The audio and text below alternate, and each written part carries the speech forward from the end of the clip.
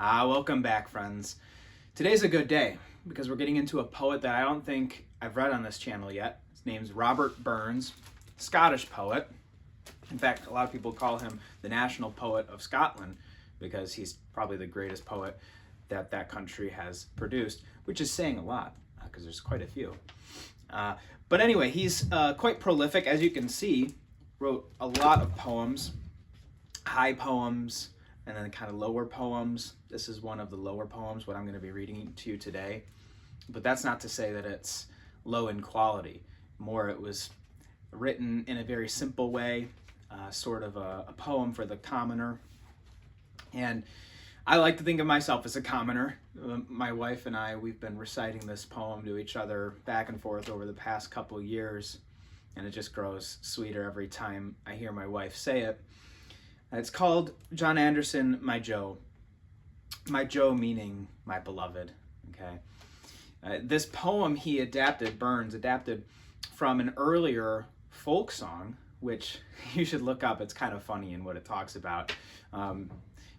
If you don't want to go look it up, I'll give it to you in kind of obscure terms. It talks about a man and his declining performance over the years. And this is quite opposite to that concept. It talks about a wife's love for her husband. It's very, very sweet. It was written in 1789, I believe.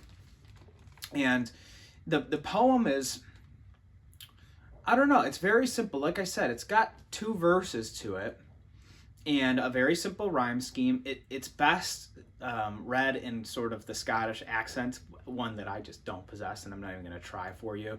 I may go a little bit. The text is actually written such that you have to pronounce certain words certain ways, and I'll explain some of the stuff if it sounds convoluted. But it is a very simple poem. Now it's about love, like I said. It's written from the perspective of the wife in this couple, and it's written sort of as a reflection on her love for him over all these years. How she loves him just as much as the first time that they were acquainted, and early on in their marriage when they took their vows.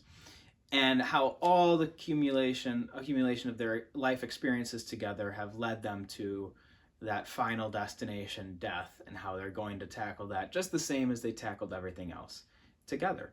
So I'll read it for you. Another little fact about this poem, actually, before I read it, John Anderson was a real person, at least in Robert Burns' life, not in the original folk song.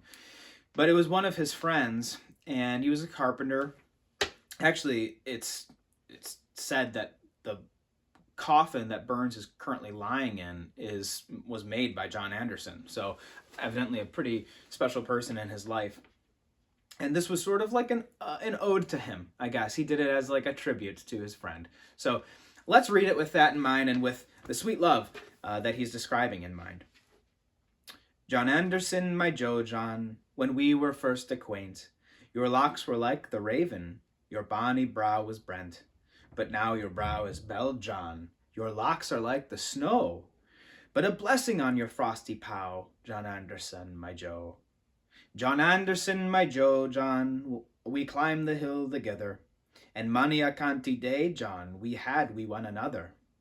Now we maun totter down, John, and in hand we'll go, and sleep together at the foot, John Anderson, my Joe. Oh, it's so lovely. You can see some of the fun alliteration he was using here. So your bonny brow was brent. Okay, brent meaning like dark, and then now his brow is belled or bald. Yeah, your locks are like the snow, but a blessing on your frosty pow, right? John Anderson, my Joe. Another one of those Scottish little words. And many a canty day, John. So many days they climbed the hill together. Now they must totter down and sleep together at the foot. I just imagine this couple buried side by side. And this poem actually brings another story to mind. This is when I was proposing to my wife. I had our engagement ring customized. Originally, I was going to have a verse engraved in the inside of the band, scratched that. I thought better, just a simple word, right? And the word is a Hebrew word, echad, E-C-H-A-D. You find it sprinkled throughout the Old Testament, and it essentially means one, but it's a special type of one. It's a oneness out of multiplicity, sort of like an e pluribus unum sort of one, out of the many one. The Bible describes a cluster of grapes as one, using that word, or the Shema, Hear, O Israel, the Lord our God is one Lord. That's another instance of echad. Or one people, the people of the Lord is collectively referred to as one. Or the one that comes most to mind here is one flesh. All right, so what God has joined together, let no man separate, that oneness. And that's a bond that exists under a sacrament. It's a type of, it's like a covenant that's indissoluble, right? And here's where Catholic theology gets just very beautiful, is that it's as indissoluble as the Lord's love for us, right? Our marriages are supposed to image the body of Christ, the church, Mother Church, to her groom, Christ. So it's that same type of oneness, okay, and it being indissoluble, meaning there's no such thing as a divorce between these two. And so with that in mind, and with my wife in mind, and us reciting this back and forth, it's become so dear to me. I hope it can become dear to you as well. It's very easy to memorize. It's just, like I said, 2 verses. So I hope you do commit it to memory, and if you're married, share it with someone else. If you're looking forward to marriage someday, then keep in mind this is the type of marriage you want. I've seen many different marriages spanning many different years, especially in my work. I'm a hospice nurse.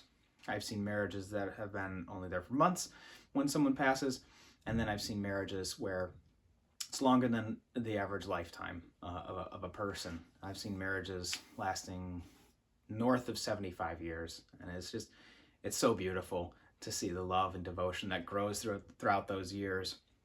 So yeah, I hope you enjoyed that poem, and I'll see you probably in a couple days. Take care.